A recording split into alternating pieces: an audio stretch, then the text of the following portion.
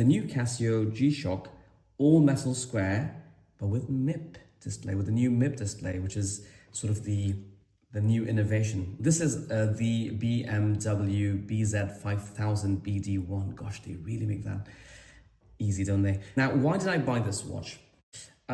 Like many of you, I suspect, I've had a fascination with G-Shocks ever since I was a kid. So I had a watch like this, so more like this, right? This is the old resin, original resin version. More like this, sort of a white watch when I was a kid. I don't actually think it was a G-Shock, I think it was a copy, but I absolutely loved that watch. And then came a period in my life where I didn't have watches on at all. And then I rediscovered, I don't know how actually, I don't know how I rediscovered this, around 2017, so almost or 10 years ago, and I love the idea of it. I love the idea of having a watch that was built to last, was built to be put through its paces, and that I could sort of put on and completely forget. I used to do some flight training on small aircraft back in Paris, and this was the watch that sort of was on my wrist the whole time. And then I got into mechanical watches. So right now I have the Satina DS Action, which I will review later, soon I hope. And then I sort of forgot about this little fella. And recently I got back into it, and I thought, gosh, wouldn't it be nice to have a watch that had, tough solar and multiband 6. I mean, I love these words, tough solar and multiband 6, but we'll talk about what those things are in a bit. And this one doesn't have that. This one doesn't have the sort of automatic syncing of time with radio signals around the world. This weird retro-futuristic thing that I absolutely love. So I thought, well, I've got to get one that does. And I thought, why not try one of these squares? One of these metal ones. I'd never tried them before because I, mistakenly thought, like many people, that the metal one is essentially just the resin one in metal. And why would I want something that is more that gets scratched up more and is heavier? Well, I can tell you that these two watches, although they look very similar, are very, very different. The wearing experience is completely different. So we'll get into all of that. But I think I have to start with a bit of history, right? So in this channel, I like to talk about the history a little bit because I think we buy watches not necessarily only for the functional side of things. We like the storytelling, we like the history, we like what they represent to us. So obviously the first G-Shock, now I'm gonna put this down, I'm gonna look at this for a while because this is for some people this is the original G-Shock format, right? Resin and all that. But the G-Shock is over 40 years old, right? It's on 1983 was when the first one was released.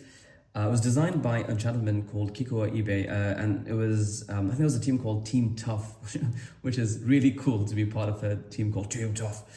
And they had this idea of the 1010, right? They wanted to build a watch that could survive a drop from 10 meters, could survive being underwater up to 10 bars, so about 100 meters, and that had a 10-year battery life. Of course, when we say battery, these are quartz watches. These are not mechanical, and the battery should last about 10 years. And I told you I bought this in 2017, and so that's pretty much 9 years. And I can tell you that that promise about the 10-year battery life has stood the test of time. But anyway, so they built this watch. I think there were about 200 plus prototypes, and they released it. And it was a huge triumph because, I mean, dropping a watch from 10 meters and have it not only just function, but just look the same pretty much because it can absorb a lot of that energy was a feat in itself, but it wasn't initially popular. Back in the day in Japan, watches were meant to be sort of these elegant objects, right? So the dress watches were the norm. So this didn't quite take initially, but it did find an audience in the US. So a lot of like the subcultures in the US. So hip hop, the skating world apparently loved these because again, they're indestructible. And the military, of course, because for the same reasons, they're extremely durable. But this watch, I would argue, is iconic. And I don't use that word lightly. There are some iconic watches, you know, in the history of watchmaking. Something like the Submariner, the Reverso, the Zenith with the first chronograph. I think it was called the El Primo. The Speedmaster, the Moonwatch, the Longines Spirit Flyback. These are all iconic watches, but so is this one. Because this is one of very few watches that is flight certified by NASA and actually has been to space. So it's certified for use in the space shuttle. Not very many watches are. And of course, all that might seem technical, yeah, certifications, but what's even cooler is you see this in the wrists of actual astronauts in space, probably more than any other model, perhaps not necessarily the square one, right? You've got a couple of other G-Shocks, but you see them in space. And what's cooler than space? Well, very few things, but perhaps the fact that Keanu Reeves had it on in Speed, it was actually like a plot point, right? So the timing was such a big part of the movie. So that was in 1994. That's also kind of cool. Although I think it was set to alarm mode. So like if you looked at the screen, it's at AL at the top because I think they wanted to have a set time. So this design is 40 years old, and you can see there's some differences. We'll talk about that. But there is also, of course, the all metal G square that looks pretty much the same and even has that sort of the panel layouts similar to this one, right? This one looks a bit different, even though if you look closely, it does have the shock resist logo, the little splits, resets, text, the water resist, I think it says, and all of that, that's still there, right? So the design has not really changed in 40 years, and that is, not a lot of objects can sort of boast that.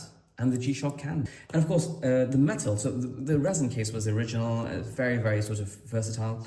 But the first metal, the reason they wanted to make a metal version was, according to kikuoibe, as people grew up with these watches, they were very fond of them, like myself.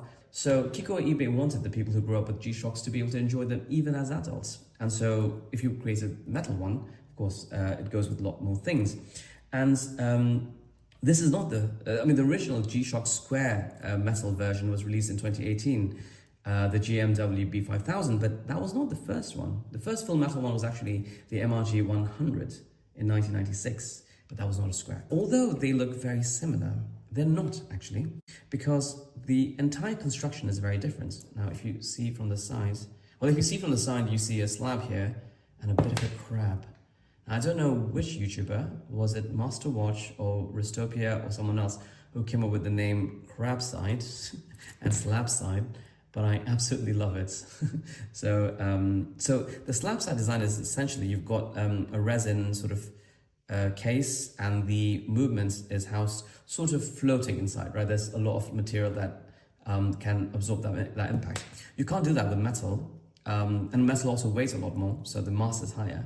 So this design actually uses a three-part system. So you've got this outer bezel, which is in stainless steel. It's one piece in this one. You've got a spacer. So you've got like a resin spacer in between. You can just about see it there, if you look in there. There's a resin spacer. It's black, so you can't quite make it out. That it is there. And then you've got this bottom bit, right? The bottom bit, which actually houses the movement or the module, as Casio calls it. And the way that it absorbs that shock is that resin is able to deform and therefore take that shock. So it might look similar, but the construction is very different. What's cool is it still meets that original 1010 promise, right? The 10 meter drop, the 10 bar water resist. Of course, there's a 20 by now, and also the battery life, because this has tough solar, right? But the capacitor in it that you charge will still last you easily 10 years or 20 years even. So this is very much still a G-Shock through and through, even though it's steel. And in many ways, this will probably outlive this one, because resin tends to sort of disintegrate over time, UV and all that, and stainless steel doesn't. Right, so what's new, right? Let's get to this now, the all-new style. Now, this is one of three colorways. I'll put up the other two, which is sort of the steel version, sort of the silver version, and then the gold version. Ironically, I think the steel version is the more blingy of the three, to be honest, because of the high polish. This one has a DLC coated, not DLC, sorry, this is ion plated black color to it. It's not like super black, it is black, but it's got this nice sort of sheen to it. So in some lights, it almost looks a bit silvery, so it's quite reflective. And it also has this gold to it, right? This two-tone gold to it. And this case design is a bit unique because unlike the slab side, this was created according to Casio, using or co-creating it with AI.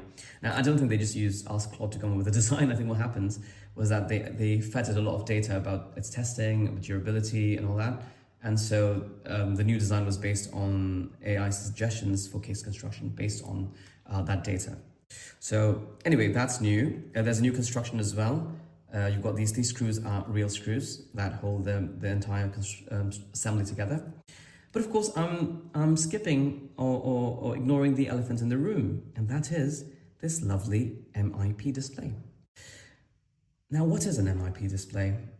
Let's start with a comparison, right? So this is an LCD, a liquid crystal display, and it's very old technology, but it's very reliable in many ways. But the problem with the LCD, and you'll see this, is if I move this around, you can see that legibility is affected, right? It ghosts, meaning that you see things that you're not meant to see, or it gets very, very low contrast. Well, in comparison, the MIP, the memory in pixel display, although this is a negative one, and negative displays are generally not as easy to read, this one is very easy to read in all angles, right? Even in direct sunlight, you can read this. So this is the big advantage of the MIP display, the legibility. And of course, with LCD screens, you've got like the structure of where the lines are is predetermined, right? There's a fixed design of what you can show with these 7 segments sort of placeholders, and then you can create things out of it, right? For example, I can go to, so there's AL there. Well, you can only have lettering there, or numbers, but the sizes are, sorry about that, the sizes are fixed, right? And so essentially, you've got to play within the constraints of that design. With this one, you don't have to, so you can sort of change things. So this one has additional home screen formats. So this one has the day, the year, and the date. You can also have a second time zone on that little square. I don't know if you can read that. Or even 2 different time zones. Although I will say that those are not particularly legible when you're glancing down. What this doesn't have, although there are resin watches that do have it, is Multiband 6. Now, I want to spend some time on Multiband 6 because to me, this is sort of one of the coolest things that I don't know why we're not more excited about it. Because, you know, we were promised in the past flying cars and robots that did our housework. We didn't really get all of those yet, but we got Multiband 6, and I think it's just as cool. It's so cool that there are all these radio towers that exist all around the world. Well, I say all around the world. I know that there are zones in Australia, in Sweden, for example, you don't get it. But there's radio towers that emit a signal that has the current time true to atomic standards. And what this watch can do is connect to one of them. So I'm in Berlin, so this is connecting to the one near Frankfurt in Mainflingen. And what happens is that I think it's 4 times a day, you get that signal and you get this lovely thing at the bottom, this message at the bottom called RCVD, received, which is telling you that this is true. It's received that signal, it's set the watch to it, and you're getting atomic level accuracy on your wrist. How cool is that? And if you were to go somewhere else, right? I mean, it does DST, daylight saving times and all that. So it does all of that. It's absolutely amazing. And it has tough solar. So this watch charges with any light, not just the sun, but any light. So this is a true set and forget watch. This is the watch that you set all your other watches to. And I think that's absolutely amazing. If you think about the purpose of a watch and you want the ultimate in accuracy, you can get a high accuracy quartz, which this isn't, but you can also get one of these, and these are always accurate. So I think this is absolutely brilliant, and I love this about G-Shocks. And actually, I will put it on, take my setting off. My daily driver is a Certina because I use the timing bezel a lot. And if I put this on, it is very, very comfortable, I have to say. And it looks absolutely spectacular, I think. Just that pop of color with the gold and sort of stealthy with the black, although it is brushed, it does have that slight bling, which I don't mind, to be honest. Now, let's look at some other features of this watch. This also has world time. You can set up to 2 world times.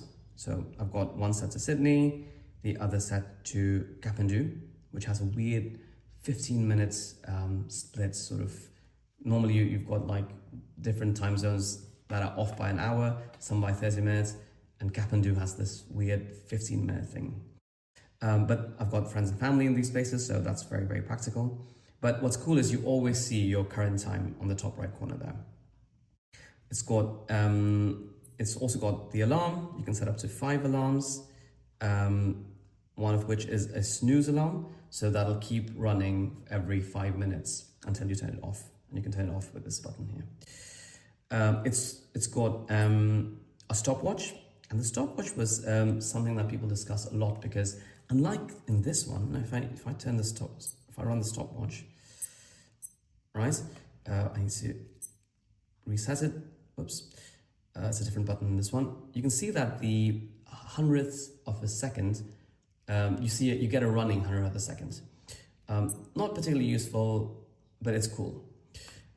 This one, you can start the stopwatch and you're not going to see the 100th of a second running because the MIP display does not have a sufficiently fast refresh rate to show that. But if you stop it, it is there, the information is there. So I think it's more than adequate, and in a way, I might even prefer it.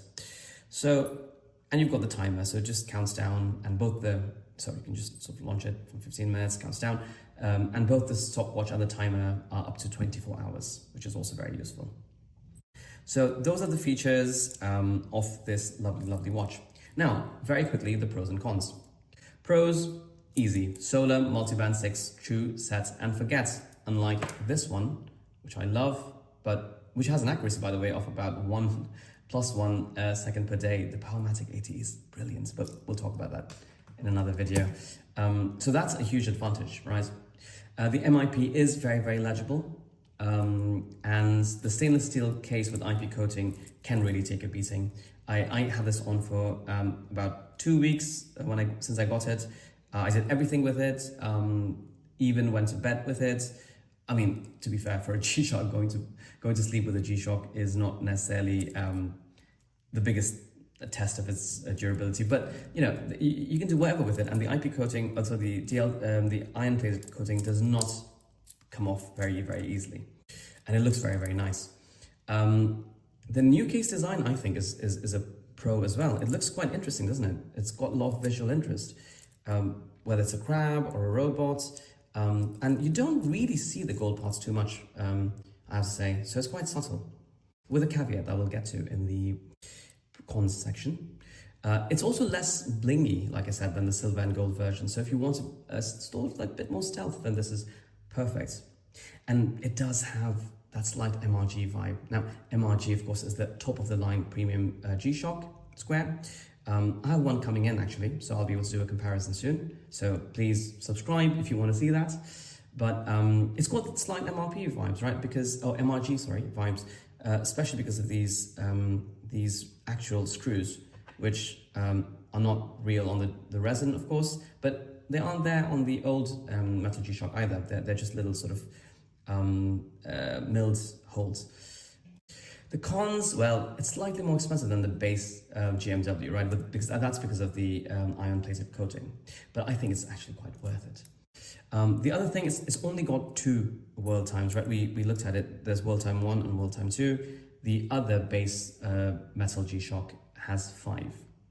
Of course, the sort of the downside to having 5 is that you don't get to show multiple time zones like you can here on your home screen in the other metal one. So it's a bit of a balance.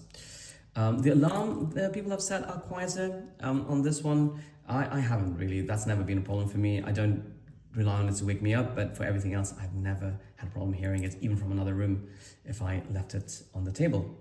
The MIP is interesting because I quite like it, but I know that if you love the charm of the LCD, then it does feel slightly less, I don't know, old school in a way. And of course, keep in mind that the resin G-Shock has the standard TN LCD, whereas the metal ones and the MRGs and all that have a special STN. So the STN display has much better viewing angles, and I would, based on videos I've seen, and I've also played with them, handled them in real life, you don't have any trouble actually reading an STN LCD display. So the MIP is better, but do you need it? I don't know. So the con might be that this doesn't have that charm of the old school LCD, because you can draw anything on this. So I like that they've limited it to represent what the G-Shock Square experience is. That's good, but perhaps it feels a bit too Garmin-y for some people. The weight is substantial compared to something like this. 150 grams is not nothing, although if you're used to mechanical watches, it's absolutely fine. And the one con that, one reason I might not keep this is my eyes tend to sort of go directly and notice these 4 screws. And I'm not a big fan of how visible and how prominent those screws are. Now, it might seem like a bit of a niggle, just a bit of like something very petty, but to me it's quite important. So I'm not a big fan of those gold screws. I wish that they were black, but that is the design they went with. It is nice as well. I'm sure a lot of people will like it, but for me, it's a bit for a watch that I want to put on a lot.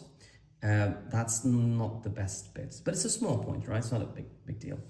And the last con, and this is not just a con for this watch, but for digital watches in general, you don't have a visual sense of time passing. What I mean by that is if you've got sort of an analog display, you can glance down and you might not know the exact time, right? Like you don't know if this is like 10 or 11 necessarily, but you know that you're where you are in the hour. And I think that's sort of very, very useful to be able to see that. But anyway, that's just for all digital watches. So as a conclusion, I think this watch is absolutely brilliant. It really is. It's been on my wrist for 2.5 weeks straight. I just don't want to take it off. And even makes me question sort of my love of analog watches. If I needed a one watch collection, if I could only have a watch, it would be a G-Shock Casio. Would it be this one? I don't know. The MRGs look very nice, although they cost a lot more. But this really is, in many ways, the perfect watch. The time reception with Multiband 6 is absolutely brilliant. I think that's magic. And I would say that this is the watch that made me fall in love with the metal square. And sort of the craftsmanship that goes into making a watch like this. And Japanese craftsmanship, because these are made in Japan. Actually, these are made in the Yamagata factory, where the MRG line is also made. So this is very, very, very nice indeed. So these are my impressions of the MIP G-Shock, the GMW-BZ5000 BG1. I hope you've enjoyed this little review, or this little chat about the watch. This is a new channel, so if you have got feedback on how I can improve, do let me know in the comments. Do subscribe. I have a new video coming up I think I'm going to review the Longines Hydro Conquest 39mm, and also do a comparison between this and the MRG. So stay tuned for that.